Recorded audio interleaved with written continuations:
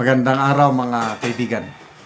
Bigyan natin ng opinion, reaction itong post ang balita ngayon 2 minutes ago. Mainit-init pa. Title, ano ngayon kung nambabae siya?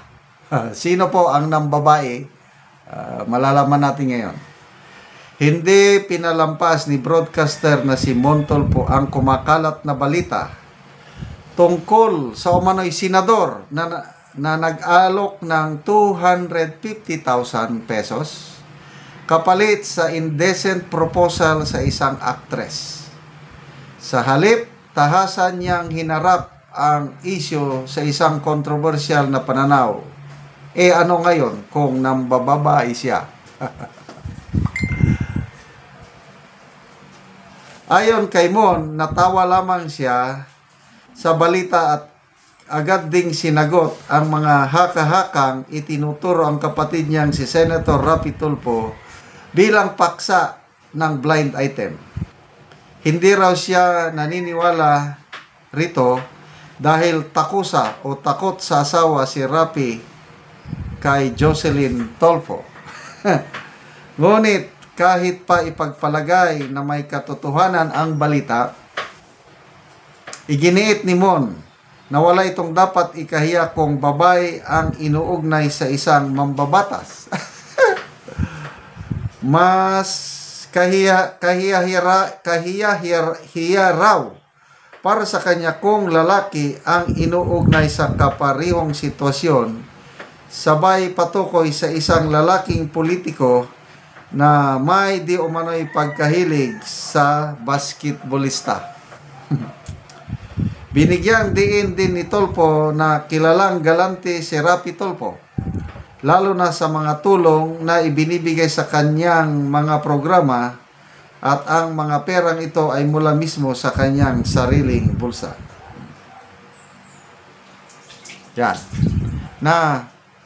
Napanood ko mismo yung interview sa isang babae na yung babae is talagang hindi ko na lang explain. So, pinag-usapan yung mga nag-o-offer sa kanya. Politician ba o mga businessman? Ganon ang tono. Alin ang mas marami ang nagbabayad sa iyo? Politician o businessman? Sabi niya, mas marami ang politiko. So, hanggang napunta sa senador, may senador. Blind item, hindi naman pinangalan ng senador. So, nabanggit ng babae na isang ang senador na tip pa lang, sabi niya, 250 to 300,000 na. Tip pa lang yun. Parang pambungad pa lang. So, pangalan, yun. May mga letters. First name, R, Y. Sa last name, mayroong F. Second to the last letter, F. Sabi niya. So, bahala na ang taong magdugtong-dugtong kung sino talaga yon. Nabasa kong post kasi R sa pangalan, may F sa apelyido. Mayroon na, yung senador na yan, si Robin Padilla. Yung P, naging F. Si Robin Padilla yan, yung senator na yan. So, naging viral tuloy yung interview na yun. Sino ba yung senador na nagtitip 250? So, normal ba yun? To me, it's not normal. Kasi, kung sundin mo ang salita ng Diyos, dapat isa lang. Husband, dapat ang matinong lalaki should only have one wife. Okay? Except, of course, sa mga kapatiran nating Muslim. Except, yun ang exception. Kailang for Christians, ang ano dyan is isa lang. Bakit exception ang mga kapatid nating Muslim? Dahil yun ang nasa paniniwala sila na parang utos ata ng Prophet Muhammad noong kapanahunan niya dahil nagkaroon ng maraming gera, maraming nabalo. Kaya ang utos sa Prophet Muhammad, peace be upon him, is kung makaya ninyo, kung makaya ninyo, kung papayag ang original, pwede kayong kumuha ng mga balo sa inyong tanan at maging asawa na rin para matulungan nyo sila. Ganon po ang context sa mga kapatiran nating Muslim. Kaya, minsan may mga nagbabalik Islam, pumapasok sa relihiyon ng Islam para ganon, makapag-asawa ng ano. But, balik tayo sa isyo. Yung sinasabi na normal, mas okay na lang daw yung mambabae, huwag ang manlalaki. Parehas na, no?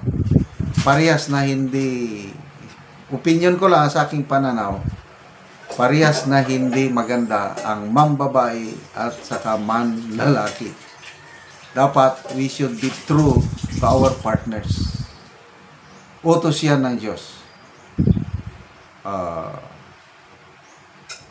Bakit ganyan kagalante ang mga politiko? Well, kung hindi mo pinaghirapan ang pera, talagang madaling gastusin. Kaya may mga example, yung Nepo babies. Nakalimutan ko na yung pangalan ko, pamangkin ni Saldico. Yung isang kainan lang, 659,000, isang kainan lang. Grabe. Bakit? Para nilang pinupulot lang pera, parang tumutubo lang mushroom. Hindi nila pinaghirapan. Kaya ganon sila gumastos ng pera. Ang perang pinaghirapan, talagang bago mo gastusin, pinag-iisipan kasi pinaghirapan. Kaya nakakaawa po ang ating bansa. Bakit tayo naghihirap ngayon ay dahil sa talamak na korupsyon. Nakaw sila ng nakaw. Maalala ko tuloy, PhilHealth. Ginastos nila, nilostay nila kung saan-saan. Ngayon, ibabalik, tayo pa rin ang magbabayad. Ginigisa tayo sa sariling mantika dahil ibabalik ang 60 billion PhilHealth Fund through 2026 national budget. Galing pa rin sa taxpayers ang magbayad nun.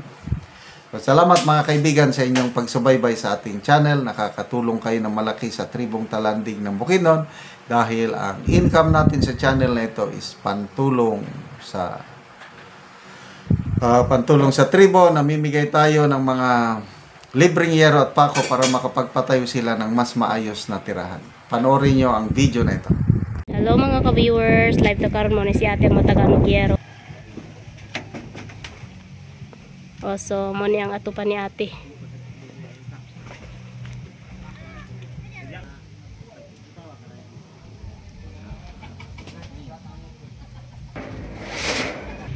Ginawa man ko. Dami tap.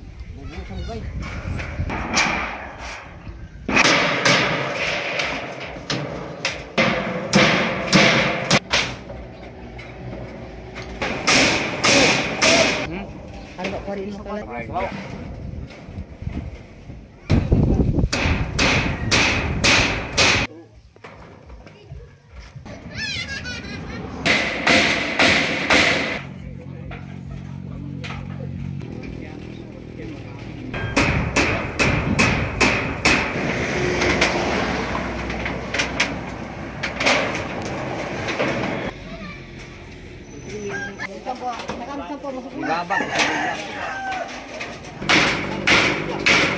Ano ang nagansang ka nasipit mo sa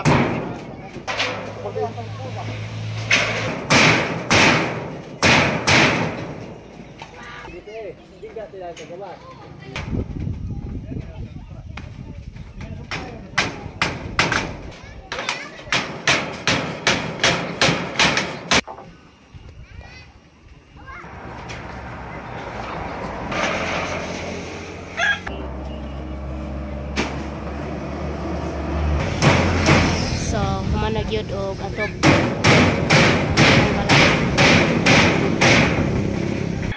Ug karon natin sa imong masulti nga nahumana og atop ang inyong balay. Tao sin ta nakapakay dagay duha abo dai ta balay dai ita. Oh. Ano limang ka So pila na imong edad ite? 39 naman god. 39. So na kay anak. Balay. Na kay anak. Naa. So sa pila ka so walo. So aya pagid mo nakaatop sa inyong balay sa inyong abuhan lugar ni ninyo. Abuhan na. So mo lang abuhan nila ate ilang gihimo. So dako kayong pasalamat. Sige te, salamat po.